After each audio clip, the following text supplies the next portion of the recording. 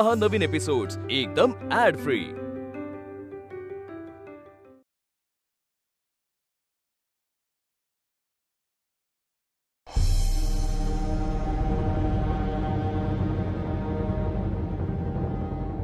सुधाकर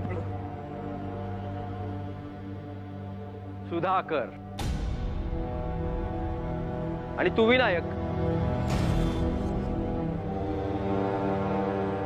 सुधाकर, तू मला सांग, ही जी व्यक्ती तुझ्या समोर उभी आहे ती कोण आहे?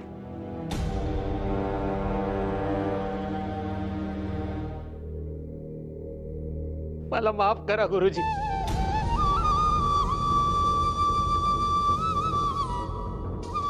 हे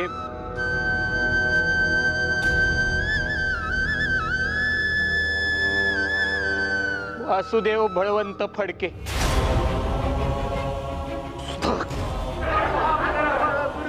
माफ करा गुरुजी, मला माफ करा।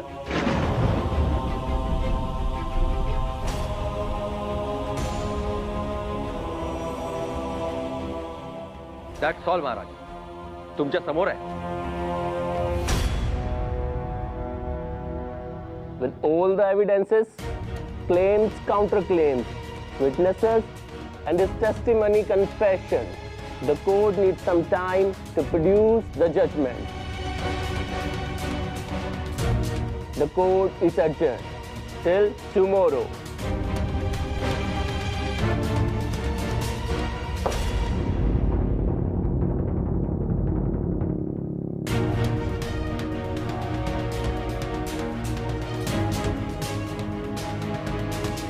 भयंकर आहे, भयंकर। या नालायकांना कुठे काय बोलावं काही काका? या फितूर मुलाने जर तोंड उघडले नसते तर काही फरक पडला असता? त्याच्यामुळे गुरुजींवरील आरोप सिद्ध झाले आणि आपण बळवंतराव, शक्य होईल तेवढं दुःख त्यानं सहन केलेलं आहे आणि एका मर्यादेपलीकडे जाऊन होणारा त्रास सहन होत नाही माणसाला। त्याला दोष देण्यात काही अर्थ नाही। दुर्दैवानं त्याचे परिणाम काय होतील याची कल्पना आहे का गोपाळराव? इंग्रज वाटच बघत होते गुरुजींवरील आरोप कधी सिद्ध होतील याची। आता ते इतके कठोर शिक्षा करतील की यापुढे त्यांच्या विरुद्ध बंड करण्याचं धाडस होणार नाही कोणाला। कठोर शिक्षा म्हणजे देहदंड? फडके गुरुजींना फाशीच।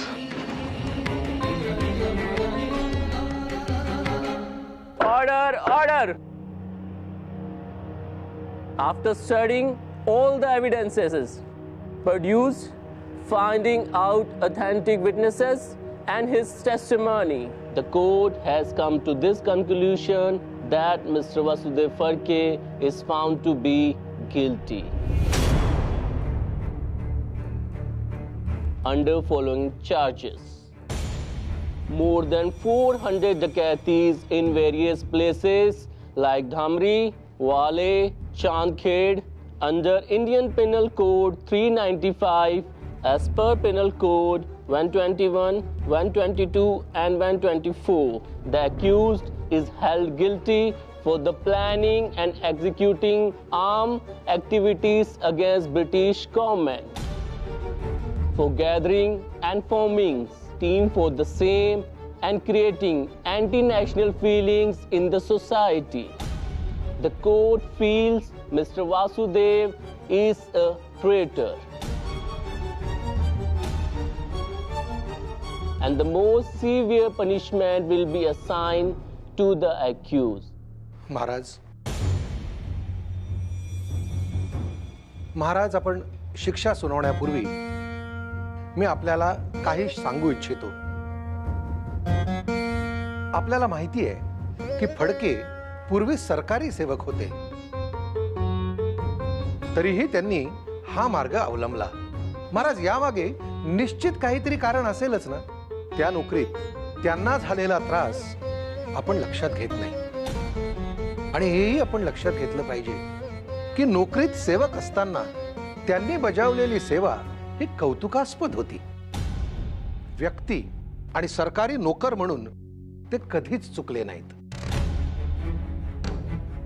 आता राहिला मुद्दा तो त्यांनी घातलेल्या दरोड्यांचा. ते तर आपण सिद्ध केलंच आहे. पण महाराज, यापैकी कोणत्याही कृत्यात त्यांनी कधीही कोणत्याही निरपराध व्यक्तीस कोणतीही इजा पोचवली नाही. त्यांचा हेतू हा ते धन समाजातील गरजू व्यक्तींच्या उपयोगाला यावं हाच होता. महाराज, आपण त्यांना देशद्रोही, दरोडेखोर म्हणता आहात.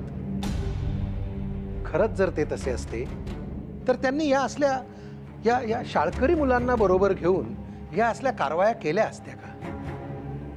त्यामुळे इथे जे सादर झालं की हे सरकार विरुद्ध बंड करत होते, यात काहीही तथ्य नाही.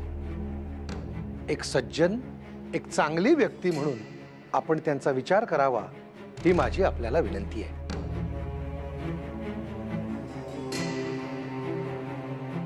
Mr. Joshi, the court understands the human side of the accused, and hence Mr. Phadke is given the punishment of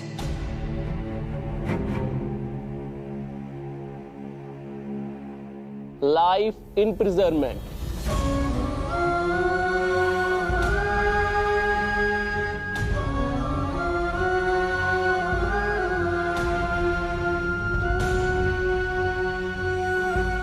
जन्मठेपेची शिक्षा ब्रिटिश सरकारने आमच्या देशावर राज्य करायला सुरुवात केली त्या दिवसापासून आम्ही भोगतोय.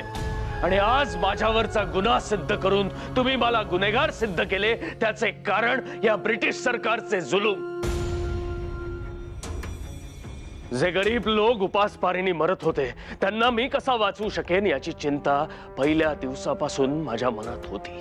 ज्या भूमीतून आपण जन्म घेतला त्याच भूमीची ही लेकरे, परंतु अन्ना वाचून ते उपाशी मरतायत आणि आपण कुत्र्याप्रमाणे पोट भरत आहोत हे मला पाहवले नाही, म्हणून मी हा मार्ग निवडला. हिंदुस्थान देशातील लोक ब्रिटिश राजवटी खाली उपासमारीमुळे मृत्यू पंथाला लागली आहेत.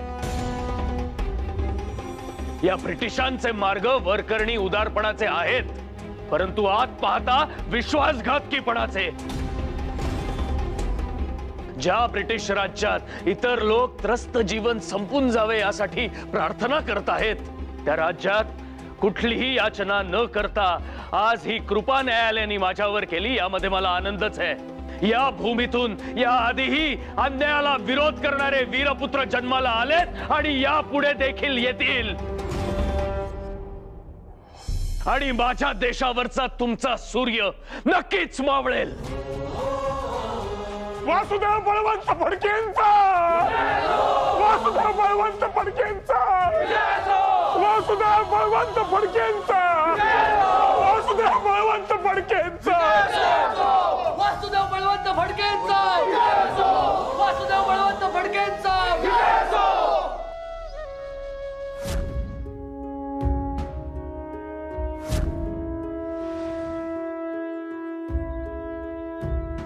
एका अध्यायाची ही अशी अखेर होईल असं वाटलं नव्हतं. काका, अध्यायांची अखेर होत नसते. ते असं म्हणतात वेगळ्या कुठल्या तरी रूपात जिवंत राहतात. आणि फडके गुरुजींचे विचार प्रेरणा बनवून आम्हा सगळ्यांमध्ये आणि पुढील कित्येक पिढ्यांमध्ये जिवंत राहतील याबद्दल शंका नाही. आणि तुरुंगातील भिंती देशभक्ताला कैद करू शकतात, त्याच्यातल्या देशभक्तीला नाही. आम्हाला तुमचे आभार मानायचे. माझे आभार? मी तर फडक्यांना सोडवू सुद्धा शकलो नाही आणि तरी देखील आभार. काका, आतमध्ये कोर्टात कुणी वकील त्याच्या आशिलासाठी लढत नव्हता, तर एक प्रखर देशभक्त एका क्रांतिकारकाला वाचवण्यासाठी धडपड करत होता. आणि त्यामागची तळमळ आम्हाला दिसत होती. पण हाती काय लागलं बाळ? अहो काका, पण तुमच्या प्रयत्नांमुळे त्यांना देहदंड झाला नाही हे काही कमी नाहीये. नाहीतर या सरकारने त्यांची फाशी निश्चित केली होती. ज्या प्रकारचे आरोप त्यांच्यावर. गुरुजी, गुरुजी, असू दे, असू दे. काय बघतोयस बाळ? असं रडून आता चालणार नाही. अरे एक वासुदेव बंदी झाला म्हणून काय झाले? अजून शेकडो उदयाला येतील आणि या ब्रिटिशांना इथून हद्दपार करतील. गुरुजी, तुमच्याशिवाय हे स्वातंत्र्य समर पुढे जायचं कसं? हा अश्वमेध यज्ञ आहे. माझ्यासारख्या अनेक सेनानींच्या अस्थि समिधा त्यात वाहिल्या जाणारच. परंतु आता एक गोष्ट लक्षात ठेवा, हा यज्ञ असाच धगधगता ठेवला पाहिजे.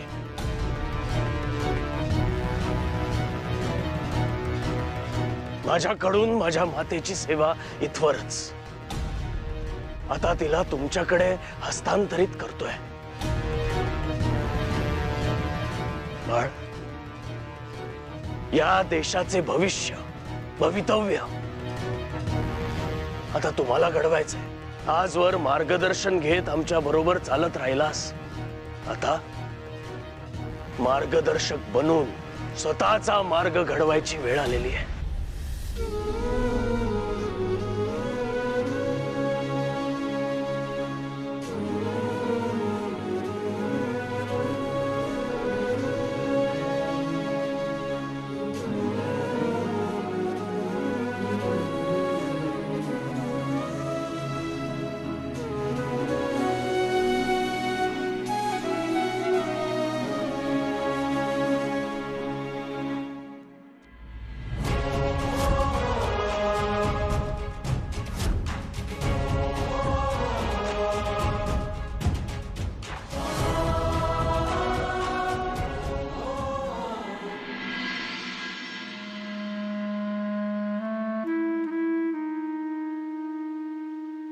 जेवायचं नाहीये का?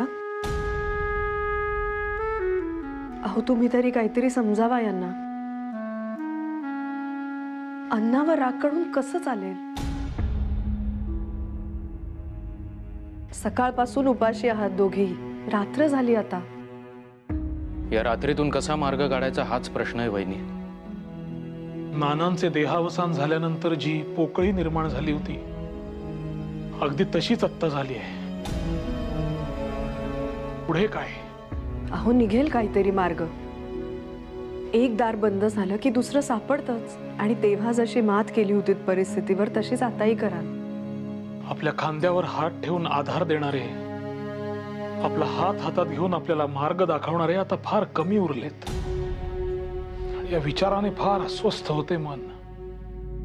बळवंतराव, असं बोलून कसं चालणार आहे बळवंतराव? आणि ज्या विश्वासाने फडक्यांनी तुमच्या हातात जबाबदारी सोपवली होती, तिला हा असा तडा जाऊ देणार आहात तुम्ही? कदापि नाही. परंतु सैरभैर झालेले मन थाऱ्यावर येण्यास थोडा वेळ जातो ना गोपाळराव. इच्छा तर प्रबळ आहे माझी, परंतु पहिले पाऊल कसे टाकावे या विचारात आहे. बळवंतराव, मी आहे तुमच्या सोबत. अजिबात चिंता करू नका. आणि या परिस्थितीला आपण शरण जाणार नाही आहोत. तिला आव्हान समजून ती बदलायची आपल्याला, तरच जीवन अर्थपूर्ण होईल. गोपाळराव, यापुढे होणारा सूर्योदय हा आपला असेल, आपल्यासाठी असेल. एका वहीतील पाने भरली, पण आता यापुढे नव्या कोऱ्या पानांवर आपण येणाऱ्या काळाचं भविष्य लिहायचं आपल्या हाताने, आपल्या विचाराने. म्हणूनच म्हणते, एवढं मोठं कार्य करायचं असेल तर तब्येतीची हेळसांड करून चालेल का? चला आता, दोघंही जेवला नाही आहात ना? मी पानं मांडते. बळवंतराव, वहिनी म्हणाल्या ते अगदी योग्य आहे. दुसरं दार सापडेल. सापडेल. परंतु मला एकच चिंता आहे गोपाळराव. फडके गुरुजींचा मार्ग स्तुत्यच होता, शर्थीचा होता. लोकांचा त्यांना चांगला पाठिंबा देखील मिळाला, परंतु त्यांची ही चळवळ देशापर्यंत पोहोचली नाही, सर्वदूर पोहोचली नाही दुर्दैवाने. म्हणूनच तर हे गोरे लोक त्यांच्या विरुद्ध विजयी झाले. म्हणूनच आपले कार्य देशभरात पोहोचलं पाहिजे, तरच या इंग्रजांना हादरा बसेल आणि आपला देश त्यांच्या गुलामगिरीतून मुक्त होईल. तेव्हा आमच्या देशास काही एक झालेले नाही. त्याची नाडी अगदी साफ चालत असून त्यास काही एक विकार नाही. आमच्या राष्ट्रास जी विपत्तीची स्थिती प्राप्त झाली आहे ती यदच्छेने कोणत्याही देशास येण्यासारखी आहे. इंग्रज लोक हे आम्हाहून अनेक प्रकारांनी बलिष्ठ असल्यामुळे व आमचं दैव फिरल्यामुळे हल्लीच्या अवस्थेस आम्ही येऊन पडलो आहोत. कालगती विचित्र आहे आणि ती बदलायची असल्यास शिक्षणाखेरीज अन्य कुठलाही मार्ग दृष्टिक्षेपात नाही. राष्ट्रीय पातळीवरील शिक्षण देऊन नवी पिढी घडवणं हेच या विपत्तीवरील औषध आहे. चपखल, अत्यंत समर्पक, मुद्देसूद आणि मार्मिक.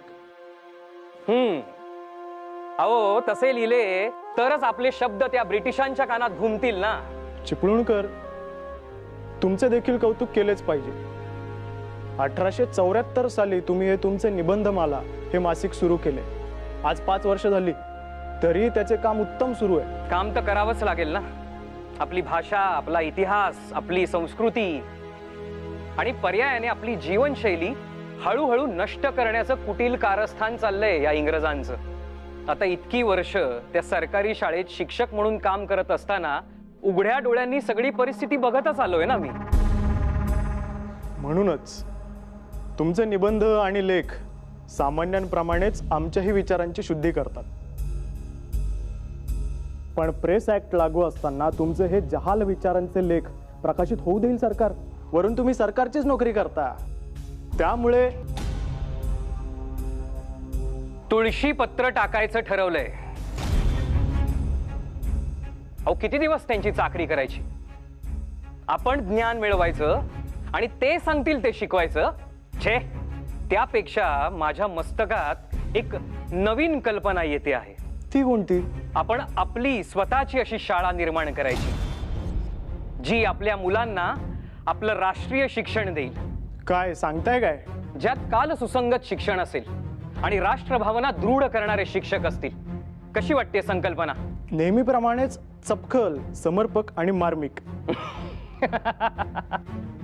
आता इथली प्रमुख अडचण हीच आहे की काही समविचारी माणसं जमवायला हवीत. काही माणसं जमवली आहेत आणि इतर माझ्या परिचयात 2 व्यक्ती आहेत ज्या हिरिरीने यात सहभाग घेतील. अच्छा, बर कोण? गोपाळ गणेश आगरकर आणि बळवंत गंगाधर टिळक. हे काय, तुमचा निर्णय झाला सुद्धा? हे काय तुम्ही नोकरी करायचं निश्चित केलं? मीच काय, सगळ्यांनीच ठरवलंय.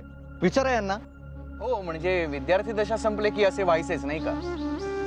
आता आमच्या घरी वडिलांनी सरकारी कचेरी शब्द टाकून ठेवलाय. अरे वा. जसा निकाल लागेल तसा मुन्सफ म्हणून रुजू होणार. मी सुद्धा सनद घेऊन वकिलीस प्रारंभ करावा असं म्हणतोय.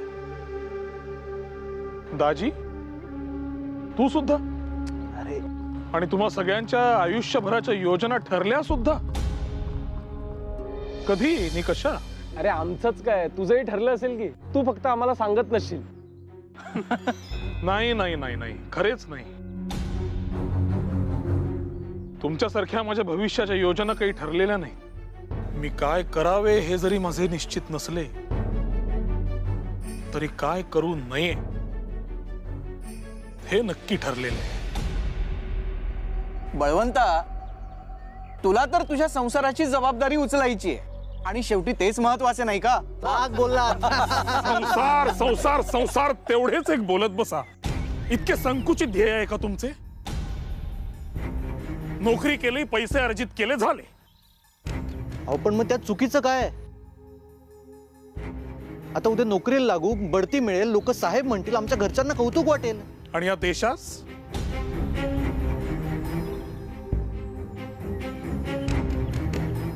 देशास कधी कौतुक वाटेल? या आपल्या देशाप्रती काही कर्तव्य नाहीत? बळवंता शांत शांत. अरे, फडके गुरुजींना ज्या प्रकारे शिक्षा झाली, त्यांच्यावर जी कारवाई झाली, त्याच्यानंतर इंग्रजांविरुद्ध जायला कोणीही दजावत नाहीये. कितीही कटू असली तरी हीच वस्तुस्थिती आहे. मग हीच वस्तुस्थिती बदलण्याची ही नामी संधी आपल्या हाती आहे असं नाही वाटत? आपल्याला वाटून काय होणार आगरकर? आपण कोणी राज्यकर्ते नाही आणि देशासाठी आपण काय करणार? ज्याच्याशी आपलं इमान आहे त्याची मनापासून आपण सेवा करणे हेच आपले कर्तव्य. आणि अजून आपल्या दैनंदिन आयुष्यावर कसलेही निर्बंध आलेले नाही आहेत, मग चिंता कसली? मग काय ते निर्बंध लावण्याची वाट बघताय का तुम्ही? कधी ते गोरे आपल्या घरात घुसतील आणि आपल्या देव्हाऱ्यातील देव विसर्जित करतील याची वाट पाहताय का? मग तुम्ही जागे होणार आहात? आणि येणाऱ्या काळाचे पावले जर ओळखता येत नसतील तर अशा शिक्षणाचा काही उपयोग नाही. घरातील जबाबदाऱ्या कोणास चुकल्या आहेत, पण हेच आपले घर सुखात नांदू नये यासाठी हे गोरे जर जाचक नियम करत असतील तर त्यांच्या विरुद्ध उभे राहायलाच हवे, ते आपणच राहायला हवे आणि घराबाहेर पडून